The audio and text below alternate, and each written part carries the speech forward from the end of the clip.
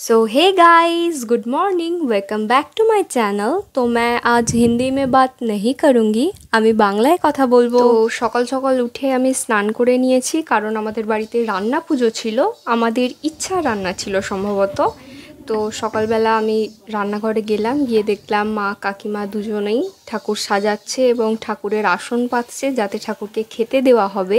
গতকাল ছিল রান্না পুজো, আজকের দিনটাকে পান্না বলা হয়।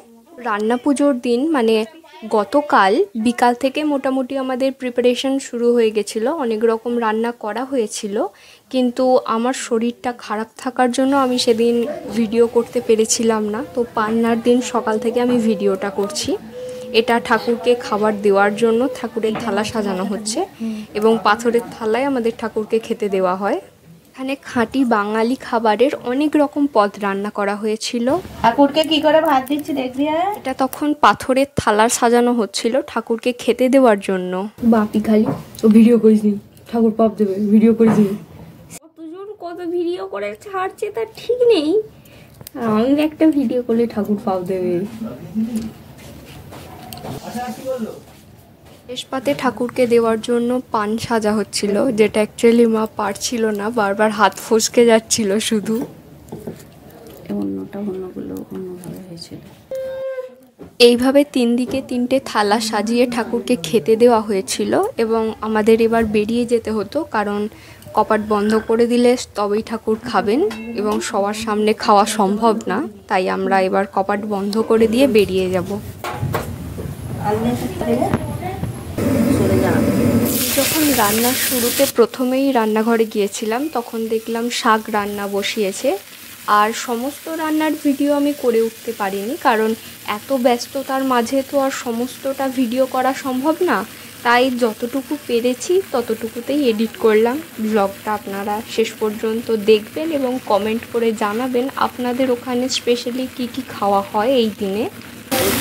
সবগুলোকে একসঙ্গে দিয়ে দেবেন, একটা একটা করে হয় না? আর এই প্রথমবার আমি ব্লগ তৈরি করলাম, আপনাদের কেমন লাগলো, কোথায় কোথায় আমার ভুল সংশোধন করার দরকার আছে আপনারা কমেন্টে সেটাও একটু জানাবেন আমার সুবিধার্থে। এটাকে প্রথম ব্লগ বললে ভুল বলা হবে, কারণ এর আগে সম্ভবত 2-3টে ব্লগ আমি করেছি, কিন্তু কোনোটাই বাড়িতে থেকে অথবা বাড়ির অনুষ্ঠান নিয়ে করিনি। তো সেক্ষেত্রে বলাই যায় এটা বাড়ির প্রথম ব্লগই হচ্ছে আমার। ইলিশ মাছের মাথা দিয়ে এই পুঁই শাকের প্রিপারেশানটা অলরেডি হয়ে গেছে, এবার নামিয়ে নেবে। আর এর পরে অনেক প্রিপারেশান হয়েছে যেগুলো আমি ভিডিও করিনি, মানে ব্যস্ত ছিলাম যার জন্য করতে পারিনি। আর শেষে এই ইলিশ মাছের সর্ষে বাটা দিয়ে রান্নাটা হচ্ছিল, তো এইটার ভিডিওটা করতে আমি আবার এসে গিয়েছিলাম সমস্ত কাজ সেরে। ব্যস্ত ছিলাম মানে যে আহামরি কোনো বেশি কাজ করছিলাম সেটা নয়, বাড়ির মেয়ে বুঝতেই পারছেন, তেমন কোনো কাজ ছিল না, কিন্তু এই ঘুরে বেড়ানো, গেস্টদের অ্যাটেন্ড করা এইসব একটু আধটু ছিল আর কি। তো সেই সব সেরে আবার আমার এই ডিউটি অর্থাৎ ভিডিও করাতে আমি কামব্যাক করলাম এবং বাকি ভিডিওটা করেছি।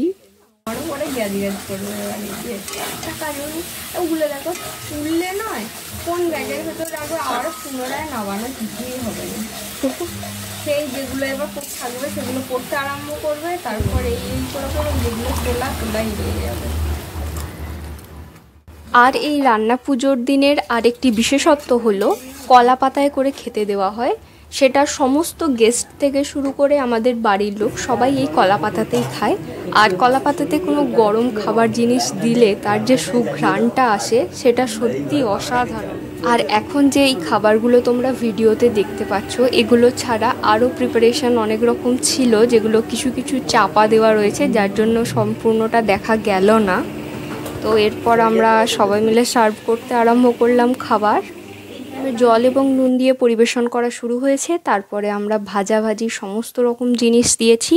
এবার এটা আমার থালা ছিল, যেটা আমি কলাপাতায় খাইনি, কারণ আমার সময় কলাপাতাটা শেষ হয়ে গেছিলো, তাই আমাকে কাগজের থালায় খেতে হয়েছিল। আমার খাওয়ার ভিডিওটা যতটা ছোট করে সম্ভব আমি ততটা ছোট করেই দেখিয়েছি, কারণ ভিডিওটা অলরেডি অনেক লেন্দি হয়ে গেছে। তো আমি কি কি খেলাম বা প্রিপারেশান কি কি হয়েছিল, যদি তার ডিটেলস তোমরা জানতে চাও তাহলে কমেন্ট করতে পারো, আমি সেটা পরে কোনো একটা ভিডিওতে জানিয়ে দেব উইথ ভিডিও। শেষ পাতে আমরা নিয়েছিলাম একটু মৌরি, আর কোক না হলে কি হয়, তো ডাইজেশনের জন্য কোক অভ্যর্থ, তাই কোক দিয়ে শেষ করলাম ভিডিওটা। যদি এই ভিডিওটা একটুও ভালো লেগে থাকে তো like, comment, share and subscribe করতে ভুলো না। দেখা হচ্ছে নতুন কোনো ভিডিওতে। Thanks for watching.